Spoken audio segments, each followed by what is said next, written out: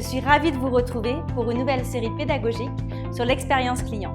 Cette nouvelle série, appelée les CX Basiques, va vous apprendre les basiques de l'expérience client. Et pour commencer, j'ai choisi de vous parler du NPS, le Net Promoter Score.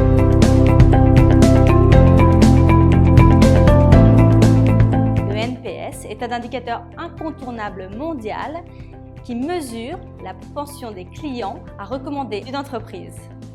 Ce NPS va vous permettre 1. de benchmarker par rapport aux concurrents, 2. de mettre en place des plans d'action et 3. de suivre la démarche que vous avez entreprise sur l'expérience client. Alors, comment calcule-t-on le NPS? Le NPS se calcule à partir de la question sur une échelle de 0 à 10. Recommanderiez-vous les services ou les produits de l'entreprise à votre entourage? Ensuite, les réponses sont classées selon 3 catégories.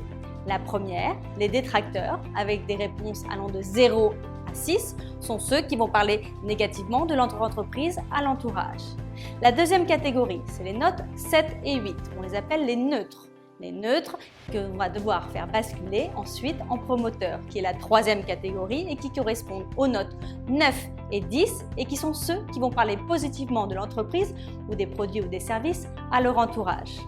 Pour interroger les clients et pour avoir le NPS, on peut utiliser la barométrie à froid ou la barométrie à chaud. La barométrie à froid, on peut interroger un client tout au long de l'année. C'est par exemple les mails que vous recevez pour avoir la satisfaction à propos d'une entreprise ou d'un service. Et la barométrie à chaud, ça va être un client qui est interrogé juste après un acte d'intervention technique ou alors suite à un achat. Il y a 3 choses à retenir importantes à propos du NPS. La première, c'est que le NPS seul ne suffit pas. Ce qu'il faut, c'est mesurer la progression du NPS. La deuxième, il faut mettre en place des plans d'action derrière pour pouvoir avoir une progression de ce NPS.